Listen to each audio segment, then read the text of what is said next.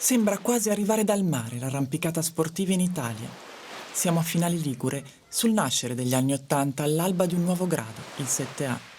Da qui inizia il nostro viaggio sulle orme dei pionieri con le scarpette capaci di salire pareti che fino ad allora sembravano raggiungibili, sì, ma troppo lisce per essere scalate. A raccontarci questa rivoluzione verticale è Alessandro Grillo, uno dei padri del 68 finalese. La scogliera di Capponoli Grillo l'ha attraversata per primo, posando lo sguardo, insieme a Patrick Béraud, su una liscia placca a picco sul mare. Nasce così Dancing Dal, il primo 7A di Finale Ligure, una vera e propria danza verticale.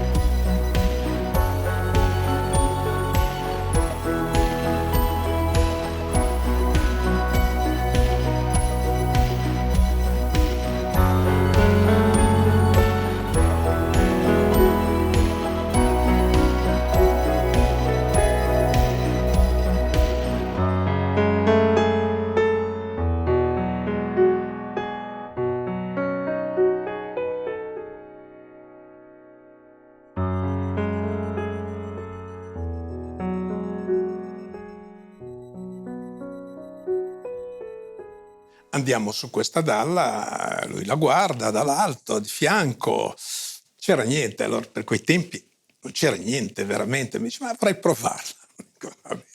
Se vuoi provarla, cordino su uno spuntone e lo calo giù e Patrick viene su. Io esterrefatto perché veramente... C'era nulla, era liscio. Niente, mi dice mi piacerebbe però farla dal basso. Patrick, dove ti tieni? Farla dal basso. E poi è uscita una frase che abbiamo ripetuto per tante altre cose. Mi dice, beh, tu chioda che io fa. Allora, io metto questi 4 speed 4 su 15 metri, lui arriva con Georges Ugnà, e dal basso sale, stupendo tutti perché veramente era un ordine di difficoltà che non era concepito. È stato il primo 7A della Liguria.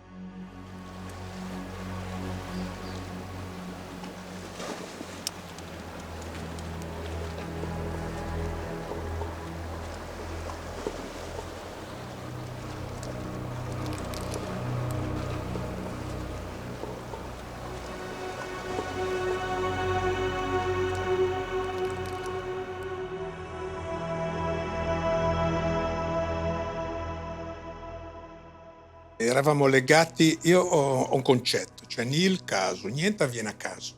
Penso che ci si incontri perché c'è un qualcosa che c'è stato che ci unisce. Cioè tu trovi simpatia per una persona se in questa persona c'è qualcosa che veramente ti colpisce, ti crea empatia. E con Patrick è nato questo grandissimo legame quando c'era qualche problema, quando nella vita ha avuto dei problemi anche a carattere personale, mi chiamava e diceva vengo un po' lì e ci chiudevamo qua senza andare a arrampicare, andavamo a camminare, a correre in giro e si sfogava, ero il fratello maggiore.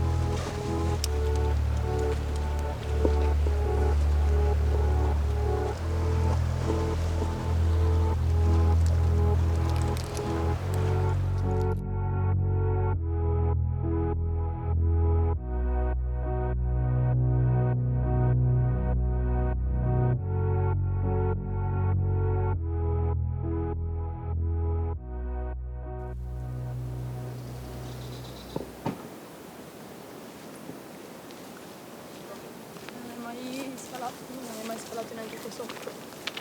No. È proprio un'iniziazione qua, aperti.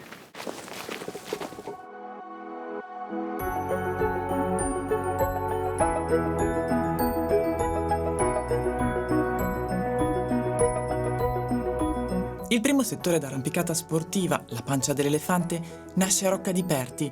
Siamo nel 1983. Proprio a Perti, nel settore Piotti, viene scritto il manifesto dell'epoca. È la via I Nuovi Guerrieri, 7B, di Giovannino Giova Massari e Andrea Gallo. Una linea emblema di una sfida che spinge gli arrampicatori a cercare appigli sempre più piccoli.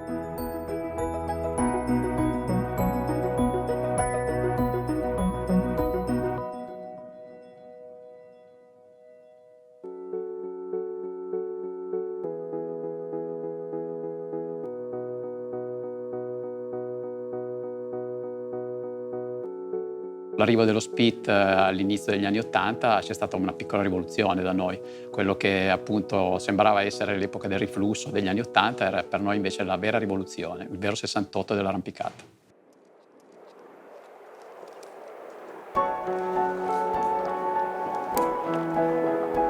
Beh, delicato.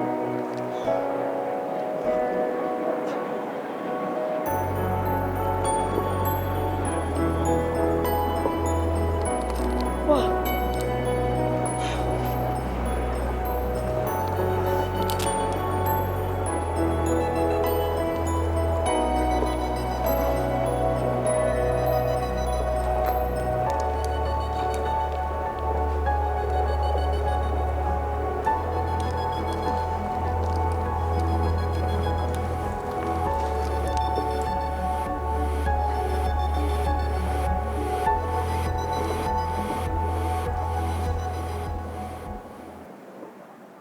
Come nasce Nuovi Guerrieri e chi erano in quegli anni i Nuovi Guerrieri? Nuovi Guerrieri nasce da un'idea sicuramente, mia e di Andrea Gallo, che girovagando per la Francia innanzitutto abbiamo colto l'occasione di chiodare una linea qua a Finale, sulla falsariga di quello che vedevamo all'estero soprattutto, perché mi ricordo di ritorno da un viaggio in Verdon dove vedemmo la performance di Jerry Moffat su Papillon Sight. Ci rendemmo conto che non era possibile solo salire una volta la via, ma anche fare dei tentativi. Per cui venimmo a Finale, chiudammo questa via e dopo svariati tentativi, ma insieme, prima lui e poi subito dopo io, liberammo questa via. Questa via si sviluppa per 25 metri su un pilastro grigio tipico di Finale, ha una sezione iniziale molto difficile su buchetti e poi prosegue con un'arrampicata sempre tipicamente finalese in placca.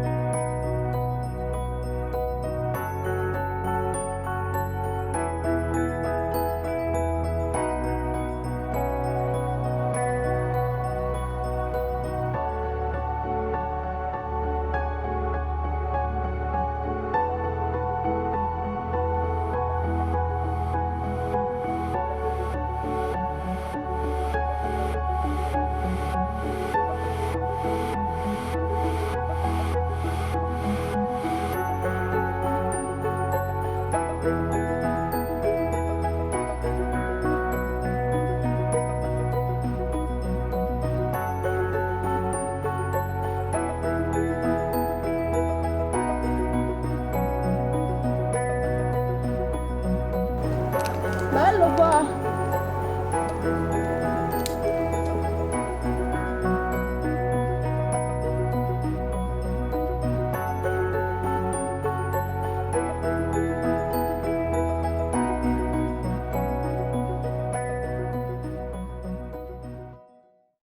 Dai mamma, vieni che andiamo!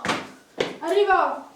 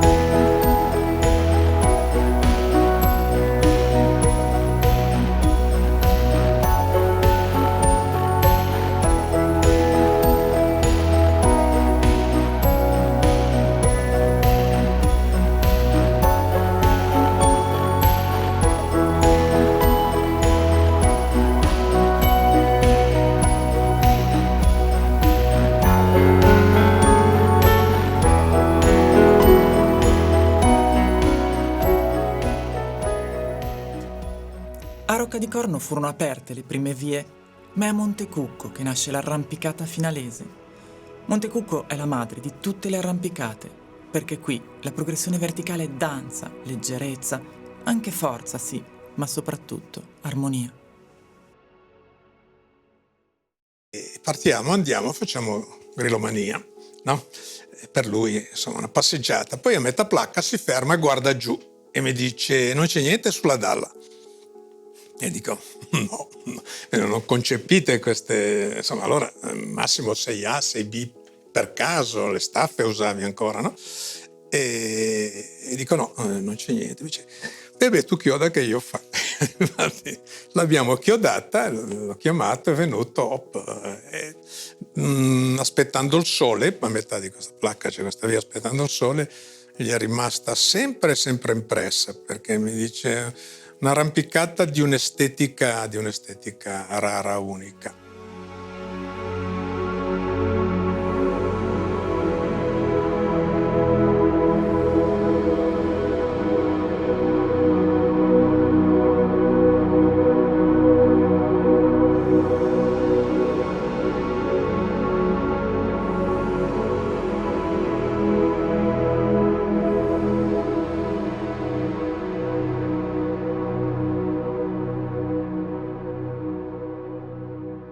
Qui ci sono anche tiri come Occhi dolci per Frank Zappa che rappresentano proprio l'apoteosi della bellezza, della danza verticale. Ma secondo me l'arrampicata a finale sono quelle vie lì, a prescindere che l'abbia chiudata io, che non vuol dire niente, ma tipo aspettando il sole. Ma lui ha chiudato anche Moonrunner a fianco di... Aspettando il sole alla nostra epoca era una bella via, adesso mi rendo conto che può essere un... No, adesso è ancora una bella via. Però cioè, è una via di placca, tecnica, cioè devi guardare dove metti le mani, dove la metti precisione i piedi. del gesto. Sì, lui è sempre stato molto visionario nelle vie, ma in senso buono. Quando ha chiodato Occhi dolci per Frank Zappa, Moonrunner, tutto quel muro lì, il livello delle vie più alte che venivano fatte in libera era sul 6B+, 6C forse, qualche 6C, Serenella, che è un'altra dedica a una ragazza. Ma sì, ma però la Serena stava con te, non con me. A me l'avevi presentata a te, però, e gli avevi dedicato te la via, noi. Comunque, il livello era basso, nel senso basso, 6B+, 6C, ma il top anche quelli forti che venivano da fuori faceva anche quei gradi. E lui nello stesso momento aveva già chiodato queste vie, Occhi dolci, Moonrunner, che per noi erano abbastanza insomma delle visioni, nel senso che immaginare di salirle, però le linee poi invece sono state tutte fatte. Dei tanti tiri che hai chiodato? Qualcuno che ricordi? Alba di Giada, sicuramente. E adesso parli un po' tu, perché non ce la faccio più. Era il nome di una fidanzata che ha avuto Martino, che si chiamava Giada, e gli ha dedicato questa via qua. Il posto è molto bello, è in alto, aperti, ha dei colori particolari, è un po' aerea, è stata dedicata. Minchia sei aerea? È stata dedicata a questa ragazza.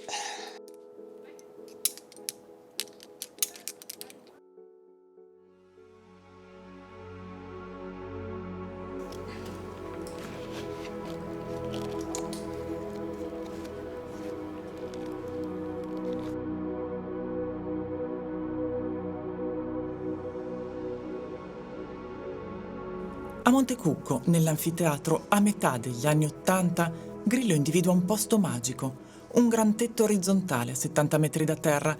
Lì danzerà Patrick Béraud. Nasce Coralie.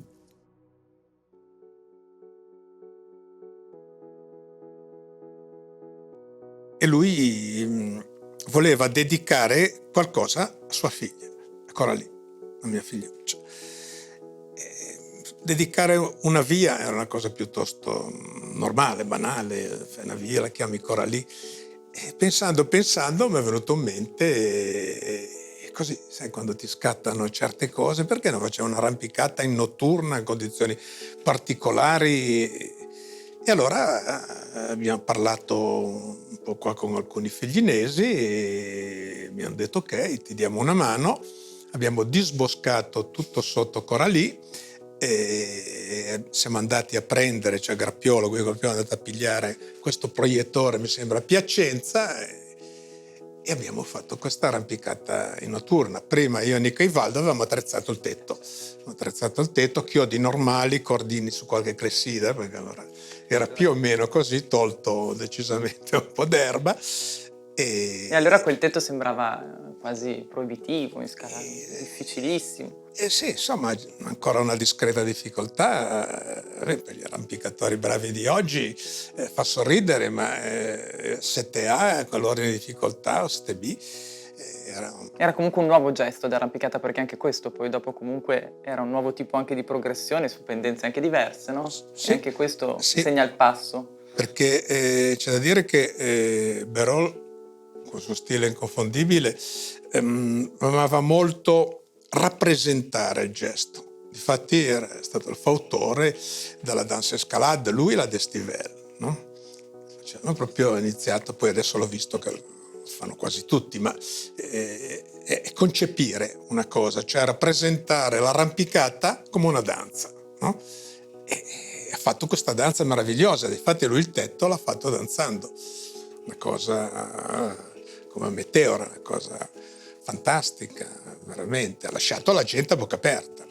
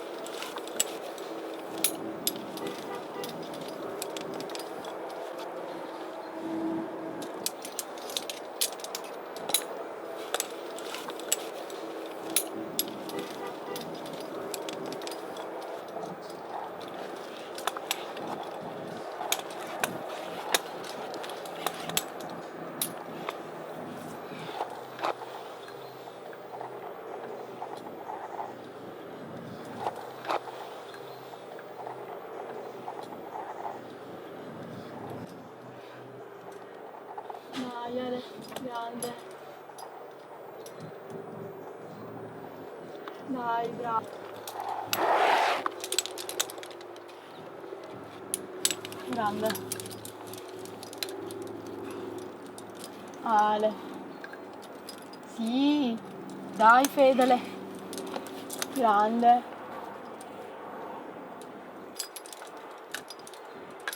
Ale.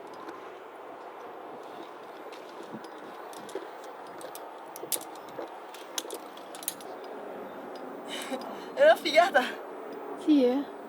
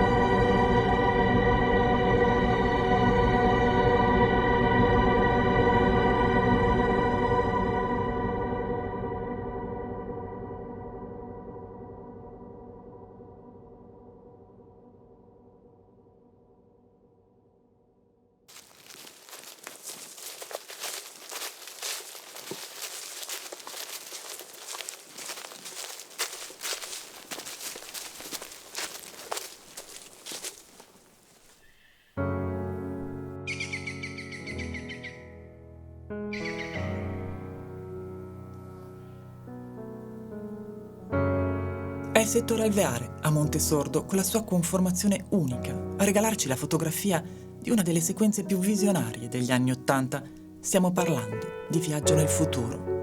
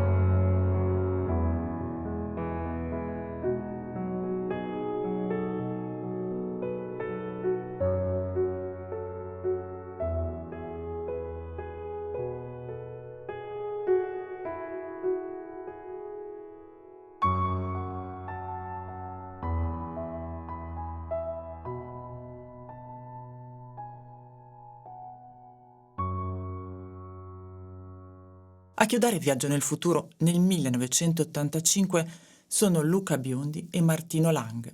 È poi Andrea Gallo a liberare il tiro più corteggiato dell'epoca, una sequenza orizzontale brutale, alleggerita dalla scoperta di un aggancio di punta e talloni. Ciao. Ciao. Bene, tu come stai? Bene.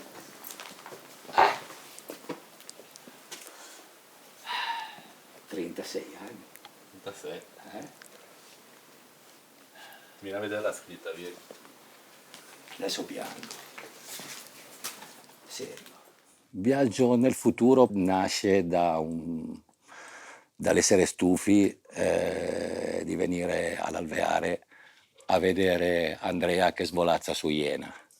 Tutte le altre vie più o meno le avevamo già mangiate. La noia aumenta, abbiamo alzato lo sguardo, abbiamo detto ma qua? E tutti no, ma qua no, ma su, ma giù. Ha detto boh, proviamo, tanto abbiamo da passare il tempo. Lui se lo passa su Iena e noi ce lo siamo passati qua.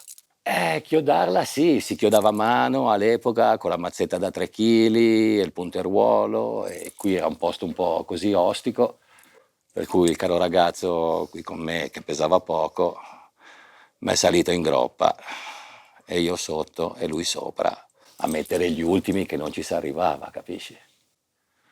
E poi prova e riprova è venuto fuori che sembrava che si potesse salire. Non lo concepivamo neanche noi, cioè cos'è?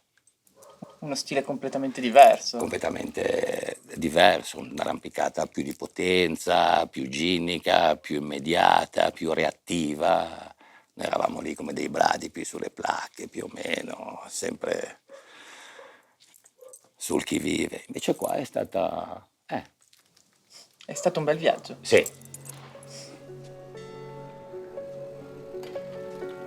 Il primo incontro con finale folgorante perché si respira arrampicata ovunque. Mentre camminiamo sulle lastre di pietra che formano il mosaico dei suoi borghi, pensiamo alle infinite suole di climber che hanno calpestato questi stessi vicoli per arrivare fino alla piazza e al bar centrale. A finale può capitare di perdersi nei racconti di chi già scalava quando noi non eravamo ancora nate. Racconti fatti di parole, occhi solcati da rughe e da sogni senza tempo. E per un attimo ci sembra quasi di rivederli nei loro fuso con le mariachere ai piedi. Com'era l'arrampicata sportiva in quegli anni, negli anni '80, qui a Finale?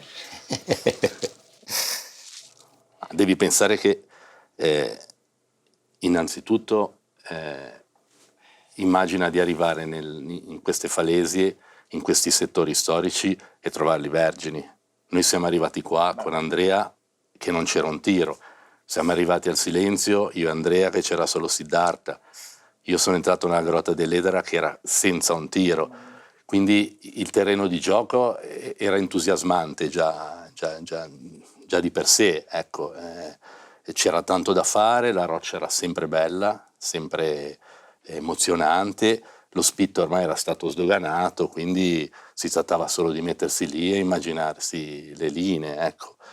Quindi è stato veramente un periodo bellissimo di scoperta, perché c'era da fare tanta roba nuova. Non eravamo soli, perché c'erano tanti clan di chiodatori. Era un continuo scambio, no? Io lavoro, provo i miei tiri, però domenica c'era il mitico libretto al bar centrale e la volta dopo vado a scalare sui tiri degli altri, quindi c'era sempre tanta roba nuova da provare, c'era tanto scambio, perché poi comunque gli stili, le chiodature, era un continuo confronto, no? Sono stati anni veramente bellissimi, bellissimi.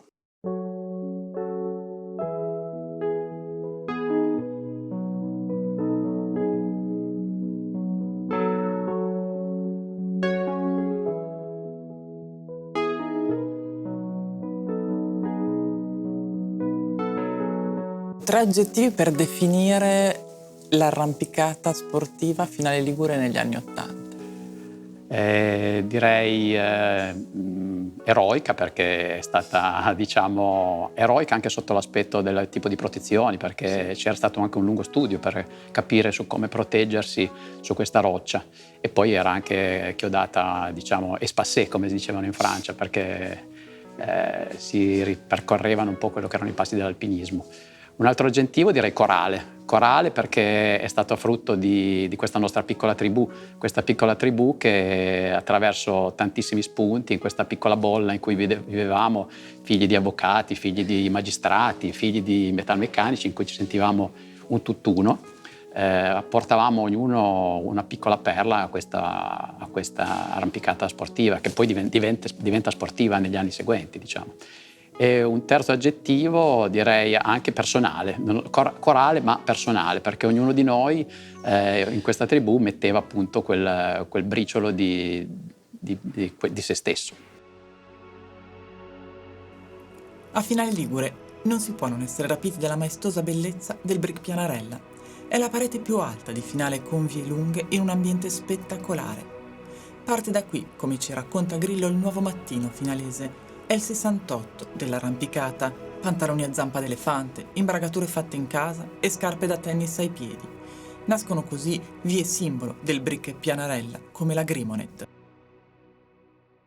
Con Vittorio abbiamo fatto una bellissima realizzazione che è stata quella della Grimonet, Grimonet Grillo Simonetti. E molti credono che sia un francese, sai, qualcosa di esterofilo, no? Questo Grimonet. E c'era in quel periodo, chiamiamolo un po' così, la prevalenza al dominio dei fratelli Vaccari e di una figura grande, veramente grande dell'alpinismo, è stata Gianni Calcagno, no? E i Vaccari avevano aperto la via dei Vaccari, Pianarella, l'hanno chiamata così, e i Calcagni avevano aperto, due gemelli, la via dei Calcagni, e a Vittorio dico: guarda qua, non dobbiamo farci scalzare così. Scattato un po' d'orgoglio, dobbiamo fare una via anche noi. Mi dice: dove la facciamo lì dentro che è tutto rosso? Siamo andati di fronte dove c'è la parete della parte di fronte sopra Cadalice, e abbiamo studiato. Io ho visto questa linea e finalmente siamo siamo andati a fare questa via, incappando però in 40 metri di friabilissimo rosso. Allora era proprio polvere, terra e polvere. E lì ci siamo battuti per bene e i Rossi li ha voluti superare Simonetti, che benché fosse grosso, pesante, tutto, era molto bravo sul friabile. Ha detto no, vado io, voglio farla io, ed è riuscito. Dopodiché, infatti, Rossi era stato tanto lo stress, la tensione, sai, mettevamo dei chiodini, delle robe clessidrine, se si staccava un chiodo finiva in fondo. E mi dice basta, adesso io il mio l'ho fatto, vai avanti tu, siamo poi andati in cima. Questo è un momento che ricorderò sempre, l'espressione provata di Vittorio con gli occhi fuori dalla testa. Sono andato e ho detto basta, ho dato quei 4 chiodi che ancora avevamo e così è finita.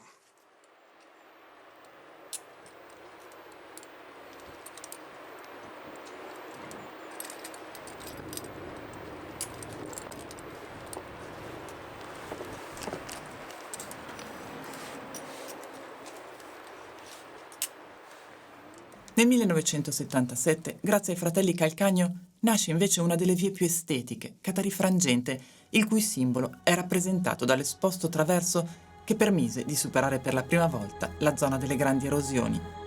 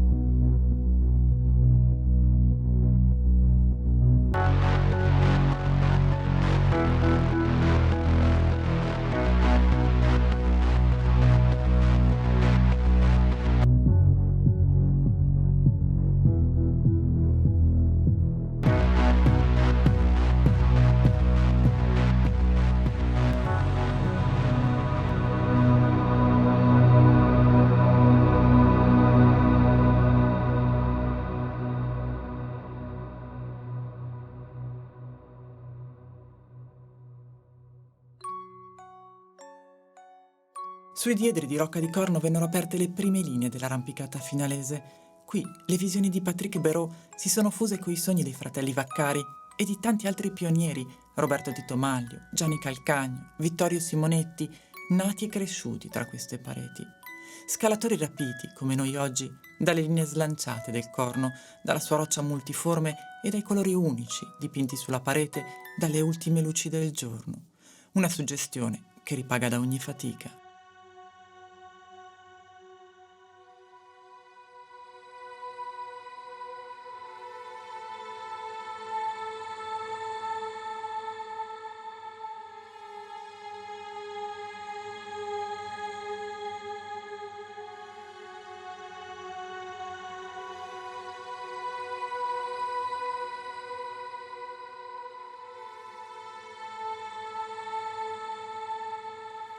Siamo stanche ma soddisfatte e sorridiamo, consapevoli di quanto poco conti l'aritmetica del grado di fronte alla storia e alla bellezza di ogni tiro che abbiamo salito.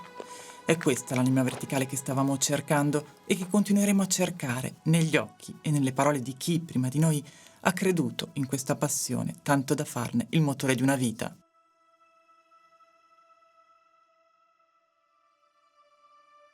Chi sono oggi i nuovi guerrieri? Com'è che hanno continuato a vivere l'arrampicata sportiva?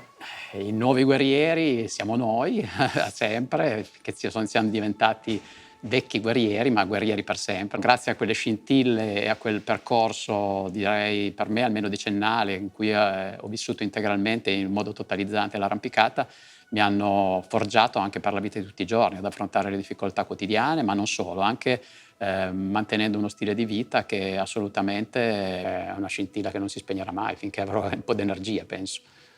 L'arrampicata come ha cambiato la tua vita e fa ancora parte della tua vita? Ha cambiato la mia vita perché intanto cosa ho fatto? Io ho fatto addirittura, sono arrivato a costruire una casa qua. Io sono genovese, ho sempre abitato a Genova, però pian piano ho realizzato questa casa dove poi sono venuti i miei genitori. Il motivo di realizzarla è stato proprio quello per essere vicino a questi pareti. È ancora un'emozione tornare qui su questa cengia? Sì, tanto, tantissimo, anche perché mi manca. E ora, cosa vuoi che ti dica, a 56 anni sono un gatto di marmo, per cui mi manca da matti. Beh.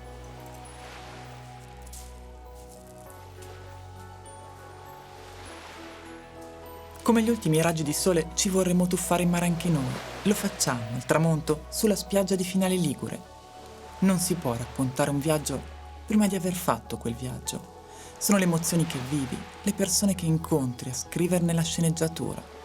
Chissà dove ci porterà adesso il mare. Seguiremo le sue onde per scoprire un altro pezzo di storia dell'arrampicata sportiva italiana.